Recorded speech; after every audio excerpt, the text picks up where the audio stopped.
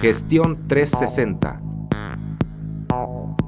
De la administración a la acción, de la idea al mercado, en sintonía UTAP 102.5 FM.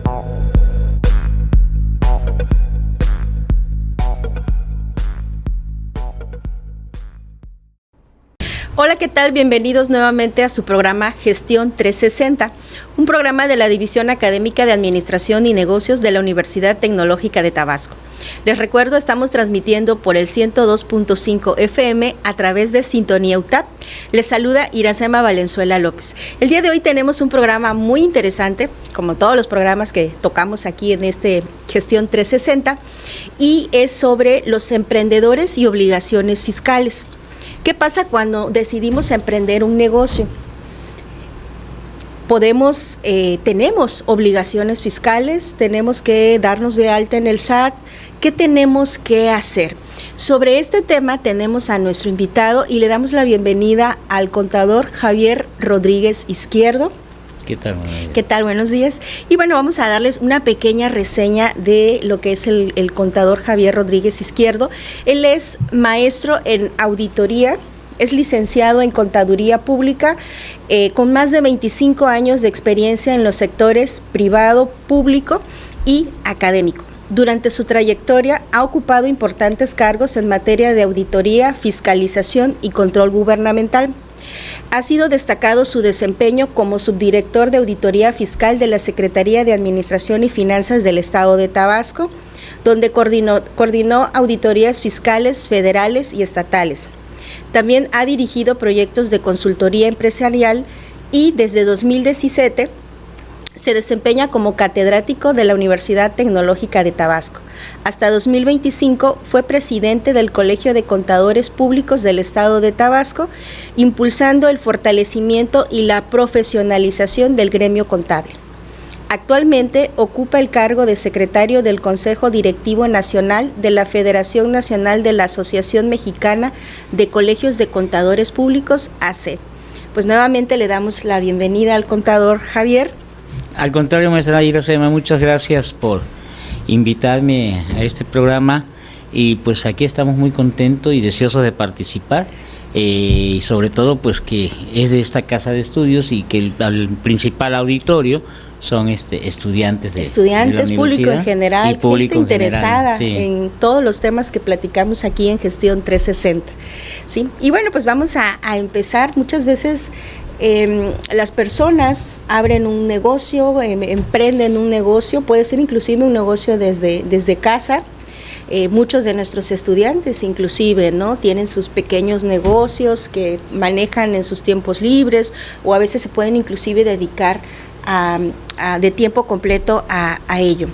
¿En qué momento, contador, estas actividades económicas pueden generar obligaciones ante el SAT?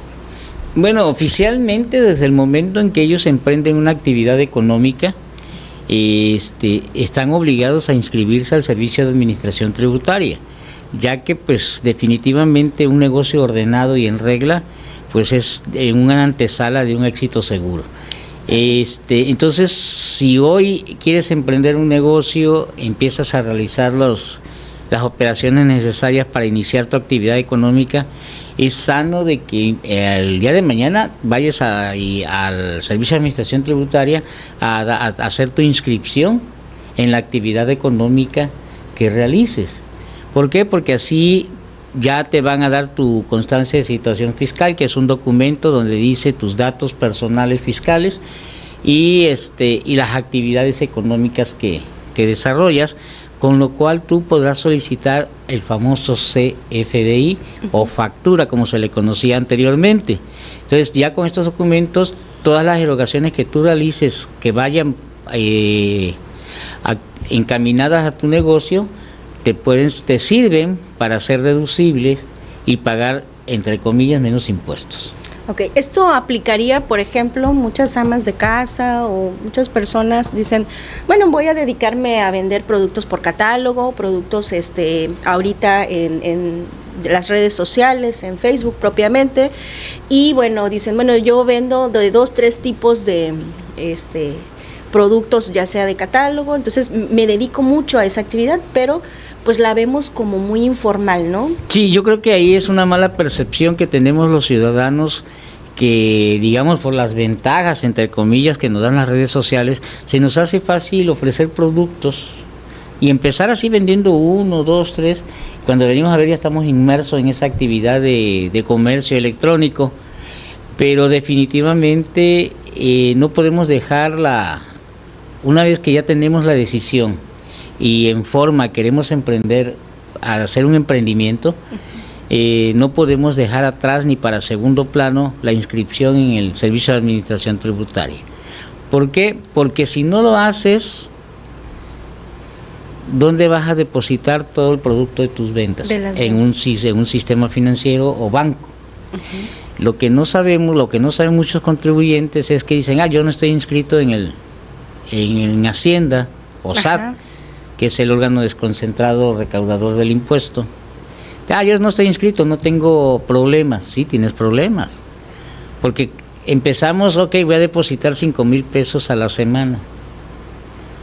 10,000, 15,000, 20,000, y ahí ya empieza la autoridad financiera empieza a mirarte, ¿no? Oye, está recibiendo depósitos de 20,000 pesos mensuales en efectivo, ¿de dónde viene? Entonces, cruzan información y el SAT, a través de sus direcciones de fiscalización, ajá, te manda un requerimiento o una invitación primero, dependiendo del monto de los ingresos de los depósitos. Oye, hemos detectado que tienes depósitos en los bancos por tanta cantidad y ni siquiera encontramos un RFC de esos ingresos, ¿de dónde vienen? El SAT hace eso para efectos igual de atender la ley con operaciones de recursos de procedencia ilícita, o comúnmente llamada ley antilavado. Ajá. ¿Sí? Entonces, yo quiero saber si tus ingresos son legales, de dónde vienen, ¿no? Entonces, tú como contribuyente no inscrito, pues, ¿qué le dices? No, pues fíjate que es que tengo un negocio determinado donde vendo figuritas por internet, pintura, pero no estás inscrito, ya de ahí ya te hiciste acreedor a una sanción. A una sanción. Uh-huh. Sí, entonces, ¿qué consecuencias trae? Primero, te obligan a inscribirte, algo que pudiste hacer en su momento por tu propia voluntad. Segundo, esos depósitos, esos importes recibidos, pues en automático son grabados al 100%, entonces ya sobre eso te calculan el impuesto que te conduce por tener esos depósitos. Y ya sobre esos te mandan una liquidación, es decir, paga cierta cantidad de impuestos, ¿no? Y ahí empiezan los problemas, porque definitivamente si no tenemos la cultura del pago en cuestión de impuestos, no estamos inscritos, pues sí se nos hace bastante complicado. Entonces, pues me niego a pagar. ¿Y crees que ya la libraste? No. O me escondo, ¿no? Sí, la autoridad tiene sus facultades y sus medios de hacerse llegar de información, y a corto plazo, en un tiempo determinado, te cobran. Entonces, sí es muy importante, y perdiendo la oportunidad de hacer deducible gastos que pudiste haberlo hecho si tú te hubieras inscrito en su momento. Si se hubiesen hecho todo. Entonces, esto. Por eso, es importante inscribirse si quieres emprender un negocio, empezar derecho. O sea, si quieres emprender un negocio, inscríbete al SAT, es lo primero que debes de hacer. A final de cuentas, todo es favorable para ti. De que vas a pagar impuestos, pues de hecho está en el artículo 31, fracción cuarta de la Constitución Política de los Estados Unidos Mexicanos, que todo ciudadano mexicano que realiza alguna actividad económica está obligado al pago de los impuestos. Entonces, más vale prevenir, a la larga te sale mejor, porque si estás con la conciencia tranquila, pagas tus impuestos y obtienes las utilidades libre de pecado. Sí. Y ahí viene la siguiente pregunta, hablando de esto. ¿Qué beneficios otorga el hacer esto, ¿no? El poderme dar de alta ante el SAT, mi negocio, ¿sí? Muchos dicen, no, pues es que mi negocio es pequeñito y no afecto, ¿no? Pero, ¿qué beneficios? El beneficio implícito, lo dije hace rato, el primer beneficio. Supongamos que tú vendes 100,000 pesos y no estás dado de alta.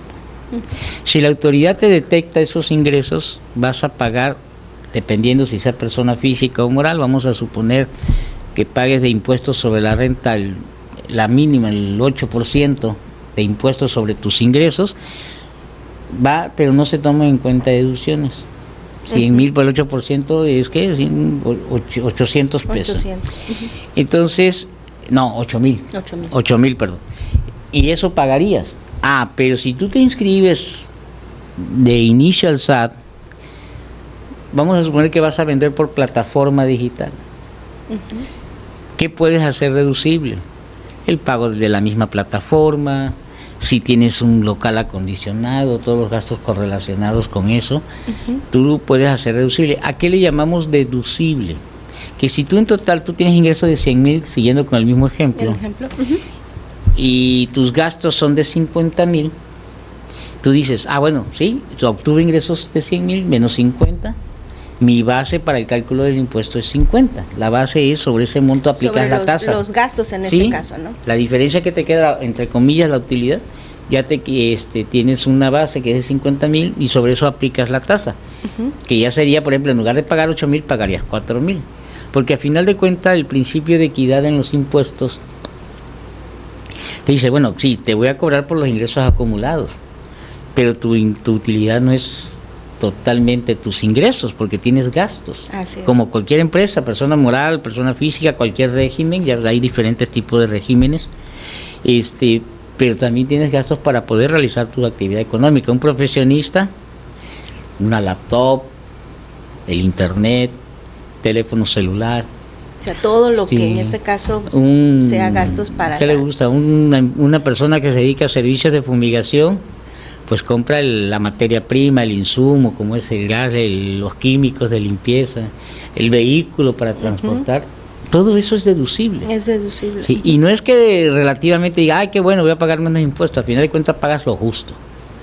Porque no es lo mismo que pagues un impuesto sobre tus ingresos brutos, que ya descontado las deducciones que tienes permitido, que eso ya sería, yo creo, otro tema de otro programa, porque ¿qué puede deducir una persona, física o moral? Tenemos muchos conceptos. Ahorita nos hablaba de lo que era el régimen fiscal. ¿Qué es un régimen fiscal? Y en este caso, los pequeños emprendedores o quienes están iniciando un negocio, ¿cuál es el que ellos debieran de elegir? Bueno, el régimen fiscal es valga su redundancia, un régimen o un concepto donde se agrupan las personas contribuyentes. Tenemos que existen personas físicas y personas morales. Las personas morales tienen un régimen que se llama régimen general de ley, tienen otro régimen que es simplificado de confianza, digamos que reúnen ciertas características. Por ejemplo, el régimen general de ley es libre, los ingresos que quieras tener, desde $1 hasta millones de pesos. Para que tú puedas pertenecer a un régimen más flexible, más suave, por llamarle así, el régimen simplificado de confianza, pues tienes un tope, no puedes tener más de 3 millones, en persona moral 35 millones y de persona física más de 3,5 millones de ingresos. Entonces, obviamente, ¿cuál es la diferencia? Que en los regímenes generales ya pagas una tasa mayor del 30% para persona moral. Y para persona física con ingresos inferiores a 3,5, pues ya va sobre un porcentaje donde lo máximo que puede llegar a pagar es el 2.5%, es muy cómodo. ¿Sí? Entonces eso facilita la carga tributaria del emprendedor, y que ese régimen va más que nada dirigido a personas que se están inscribiendo, que están emprendiendo, nuevos contribuyentes, a las pymes, por llamarle así, sí, con cierto tope de ingresos. Bueno, vamos a hacer una pausa y ahorita seguimos comentando sobre lo que es el régimen fiscal y bueno, cómo en este caso, qué se necesita para poderse dar de alta en este régimen. Regresamos en un momento a su programa Gestión 360. Estás escuchando XHCPGU 102.5 FM, Sintonía UTAP, transmitiendo desde nuestras instalaciones ubicadas en Carretera Villahermosa-Teapa, kilómetro 14.6, Fraccionamiento Parrilla 2, Código Postal 86288, Centro Tabasco, México. Regresamos a su programa Gestión 360. Estamos platicando con el contador Javier Rodríguez Izquierdo y el tema es emprendedores y sus obligaciones ante el SAT. Hablábamos hace un momento sobre lo que eran los regímenes fiscales.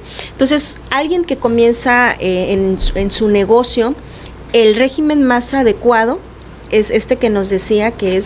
Sí, existe un régimen blando, por llamarlo así, el más flexible. Que es el flexible, el régimen de simplificado de confianza. En este tipo de régimen se pueden inscribir tanto personas morales como personas físicas, pero tiene sus condiciones. La persona moral no debe superar los ingresos en el ejercicio inmediato anterior de 35 millones de pesos o en el ejercicio en que se inscribe. La persona física no deben superar sus ingresos a 3,5 millones de pesos. Ahora, la persona moral, si, como sabemos, una persona moral se compone de 2 o más personas físicas o morales. Si una persona es socia de una empresa y es socio de otra empresa, no puede ser miembro del reciclo. Ya pasa en automático al régimen general de ley. Pero bueno, ya eso es otra historia, ¿no? Pero por ejemplo, si yo tengo un negocio, gano más o menos 5,000, 10,000 pesos, ¿a qué régimen me inscribiría? Como persona física, régimen simplificado de confianza. Le digo por qué. Porque, como he comentado, los ingresos en el año, en un ejercicio del 1 de enero al 31 de diciembre, no deben de superar los 3,5 millones de pesos. Okay. Entonces, si usted estima que su negocio que va a emprender o no va a superar esa cantidad, cuando vaya al SAT a darse de alta, escoja ese régimen simplificado de confianza. Te facilita porque es una tasa mucho menor y es sobre los ingresos nada más, pero la tasa es la máxima 2.5%, entonces es muy cómoda, te facilita igual las obligaciones, ¿sí? No tienes que presentar contabilidad electrónica porque para eso está el portal, pero sí la tienes que llevar, esa obligación no te la quita nadie, eso está en el Código Fiscal de la Federación de que tienes que llevar tu contabilidad. Okay. ¿Sí? No presentas declaración anual, nada más las mensuales definitivas. Y entonces es el régimen en este momento más conveniente para una persona que está emprendiendo, que está iniciando un negocio, darse de alta en ese régimen simplificado de confianza. Y por ejemplo, ¿qué documentos necesitaría? Porque muchas veces piensan que es un trámite engorroso, que hay que reunir muchos documentos que a veces no se tienen. Bueno, en la actualidad, algo que sí hay que reconocer, que la autoridad ha simplificado mucho sus procedimientos, sobre todo en la inscripción a nuevos contribuyentes. Sí, para personas físicas lo que te pide es acta de nacimiento, credencial de elector o INE, comprobante de domicilio con una antigüedad no mayor a 3 meses, un USB, porque en ese USB se te va a generar tu firma electrónica, que es con la que tú podrás emitir CFDIs o factura, claro, y también hacer cambios en tu portal, porque te crea, al momento que te inscribes, te crea de cuenta un saloncito para ti solo, donde están todos tus datos, todos tus documentos que has subido a la nube, a la nube. Y eso es lo que no necesitas más. ¿Qué tiempo? Sacas una cita a través del portal del SAT, te la dan para tal día, tal hora, llegas, si no hay mayor contratiempo, en 1 hora está listo servido. El trámite. Ya está servido, ya sales con tu constancia de situación fiscal. Con esa constancia de situación fiscal, tú la presentas en los comercios donde tú vayas a realizar compras de tus materias primas o insumos y ya te generan a ti una factura o CFDI a tu favor. ¿A qué me refiero? Que esa compra tú la vas a hacer deducible tanto para efectos del impuesto sobre la renta como para efectos del impuesto al valor agregado. El impuesto al valor agregado es un impuesto que se paga, es un impuesto indirecto que se paga en forma mensual de manera definitiva, y del impuesto sobre la renta son pagos mensuales a cuenta del impuesto anual que se genere a más tardar en marzo del siguiente ejercicio. Entonces, con ese trámite que hiciste ya tú puedes solicitar esos CFDI que te van a ayudar a que tu carga tributaria sea menor. ¿Sí? Aquí, por ejemplo, no necesito ir con un contador o alguien más para hacer este trámite. ¿Puedo ir sola, por ejemplo? Como comercial le digo que sí necesita contador. No, mire, el trámite, o sea, la autoridad misma ha cometido un error diciéndole a los contribuyentes, ya no necesitas contador. Que es fácil, solamente entra al portal y sí. ahí haces, ¿no? O sea, hacer el trámite en el portal, cualquier persona que tenga cierta experiencia en cuestiones informáticas, las hace. No le puedo decir que no, ni le puedo negar. Incluso sin asesoría. Falta que esté bien. ¿Sí? Entonces, de hecho, si usted va a hacer un trámite al SAT, no dejan pasar el contador. Pasa solo. Ah, ok. Sí. Y aparentemente no, pues sí puedo, pero el detalle está que el contador no es tanto generar en la línea de captura y todo eso, es un trámite que hace por complemento, pero realmente sí hace falta un contador. ¿Por qué? Porque entre cualquier duda, cualquier problema, cualquier situación ante la autoridad, y estamos hablando no nada más del SAT, Seguro Social, Infonavit, la autoridad hacendaria estatal, ahí sí necesitas ir acompañado de una persona que tenga los conocimientos tributarios necesarios, que son los que te van a coadyuvar a resolver el problema, porque la autoridad también se equivoca. Así es. Sí, la autoridad también se equivoca y a veces, desgraciadamente, recuerden que no hay nada mejor que la mente humana. Y ahorita la autoridad se basa mucho en los bots que le llaman, Así es. que cruzan información digital. Pero obviamente esos robots, por llamarlo así, que realizan ese trámite no razonan, no meditan, no estudian el caso. Sí, cada caso puede ser distinto. Y entonces en automático, digamos, a veces el contribuyente por error, en lugar de poner una cantidad o una cifra en el renglón 2, la pone en el renglón 3. Entonces el robot no dice, que se equivocó, jamás va a decir eso. El robot dice, aquí está en 0, te mando tu requerimiento. A pesar de que en la declaración está en el renglón de abajo. ¿Que está mal presentado? Estamos de acuerdo, sí. Pero digamos, si esa información la analizara una persona trabajadora un ser humano, pues, del SAT, podría darse cuenta y asumir, ¿no? Decir, pues pudo haber sido un error. Exactamente. Entonces, cuando te llega esa diferencia, tú como ciudadano, y lo digo con todo respeto, como no tienen los conocimientos académicos necesarios, se espantan. Sí, claro. Y no van a poder resolver esa situación. Entonces, ¿qué tienen que hacer? Ir a buscar a un contador.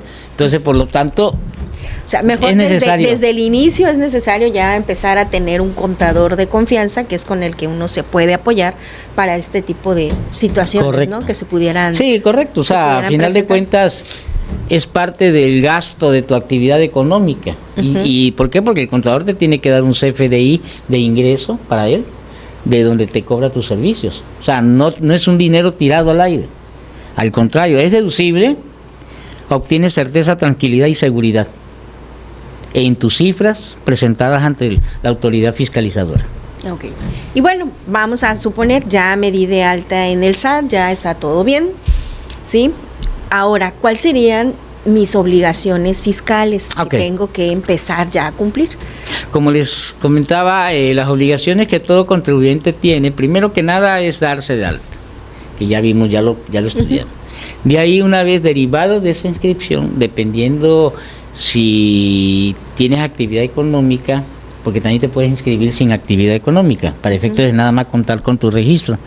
Pero si tienes actividad económica, de entrada es presentar declaraciones mensuales, conocidas como pagos provisionales del impuesto sobre la renta.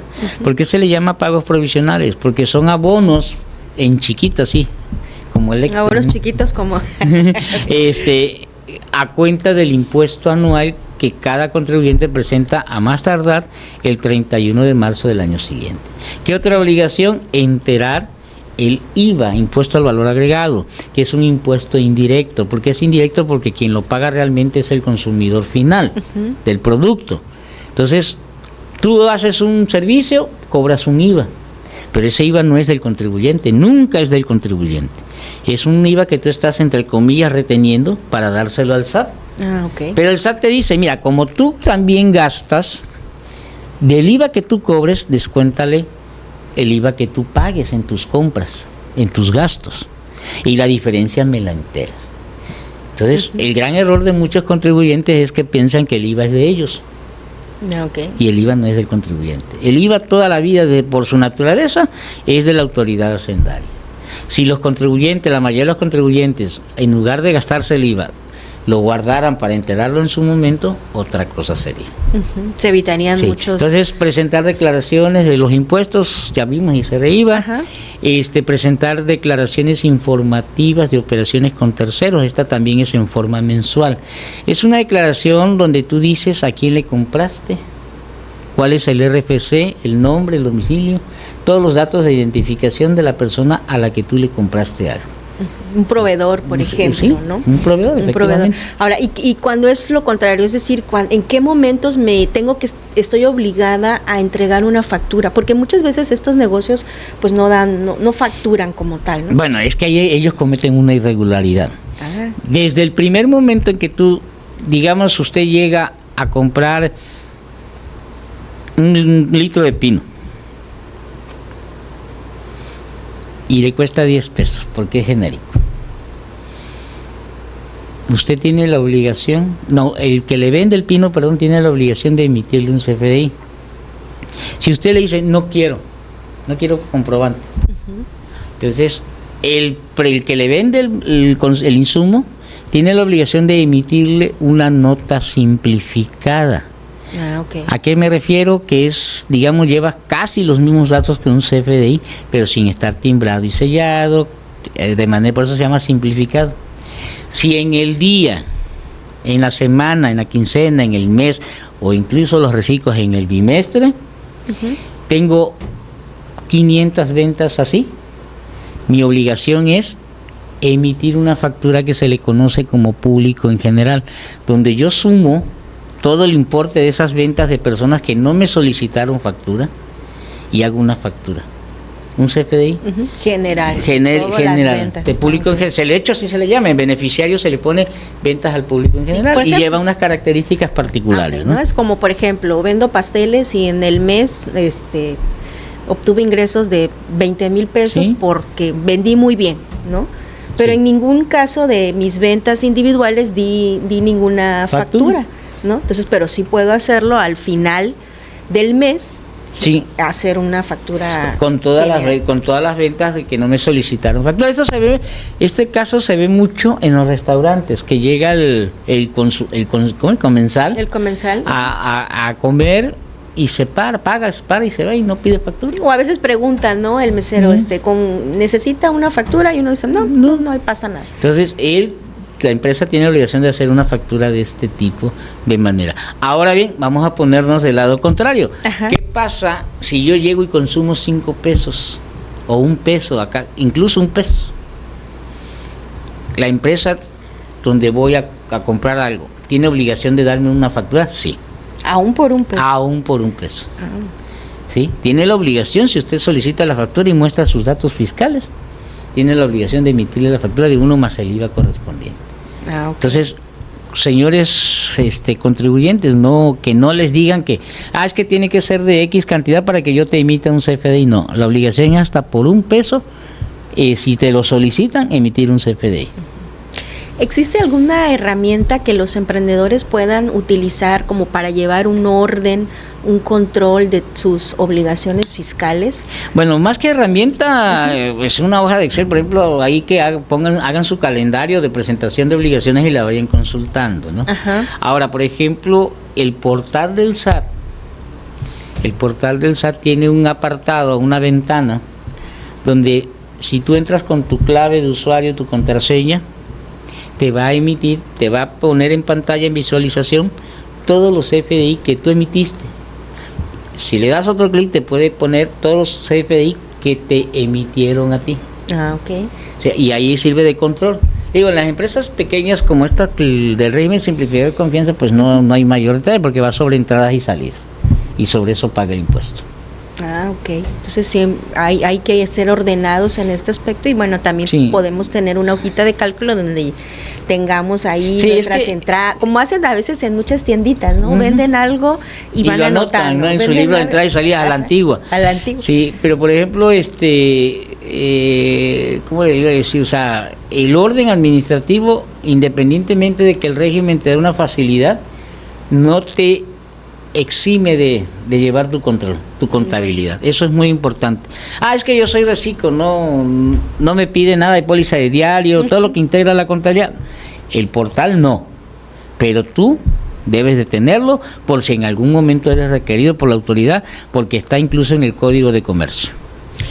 Muchas veces, y ya para finalizar, cuando tenemos este tipo de emprendimientos, a veces somos desorganizados y no logramos ver o tener un control de ingresos o de egresos, ¿no? O sea, necesito un dinero para algo más, lo tomo de mis ventas. ¿Cómo se puede tener un control de estos ingresos y egresos desde el primer día de que emprendo un negocio? Pues más que nada es orden, ¿no? O sea, es orden del contribuyente, de que deje de creer que el negocio es un medio, es un instrumento para vivir desde que lo implementa. Desde que se inicia, y sí, no es así. Un negocio, un emprendedor tiene que entender que el negocio o la empresa, como le quieras llamar, te va a venir a rendir utilidades a los 5 años, que es cuando tú puedes empezar a vivir del negocio.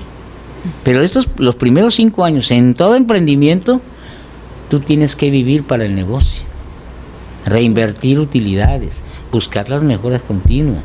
O sea, desgraciadamente a mí me ha tocado ver por mi misma profesión, que es contador, que ciertos empresarios tienen 6 meses y resulta que como son amigos de X, Y o Z, ya ganaron un contrato por $1 millón y le dan el anticipo. ¿Y qué es lo primero que hacen?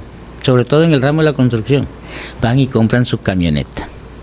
Se lo gastan en... Sí. Dicen, es la utilidad del negocio. Sí, no, es pues, lo que me dejó el negocio, ¿no? O ya me voy de vacaciones con mi familia, o con otra familia, ¿no? Pero a lo que voy es que no es así. La visión de un empresario debe ser a largo plazo. Los grandes negocios que hoy vemos triunfantes, famosos, y que ya por sí solo venden, pues empezaron igual que queremos empezar nosotros, solo que ellos sí tuvieron la prevención de ver hacia el futuro. Uh-huh. Los primeros 5, 10, 15, 20 años, soy seguro que muchos de esos negocios triunfadores el día de hoy cayeron, cerraron, volvieron a abrir, hasta que se consolidó. Pero el empresario entendió que los primeros años de vida del negocio, uno tiene que vivir para el negocio. Ya más adelante, cuando esté consolidado la empresa, se verán los frutos. Yo vivo del negocio, que es muy diferente. Se ven los frutos. Okay. Así es. Muy bien, pues agradecemos al contador Javier Rodríguez Izquierdo la charla del día de hoy. Hay mucho tema todavía con las obligaciones fiscales. Esperamos que este tema les sea de utilidad para quienes están ya emprendiendo un negocio o tienen la intención de hacerlo. Les recuerdo, siempre tratamos temas interesantes aquí en Gestión 360 relacionados con la administración, la contaduría y la mercadotecnia. Les esperamos hasta la próxima. Gracias. Gracias, Néstor, por la invitación. Hasta luego. Esperamos 4 programas más. Sí, claro que sí, hasta luego.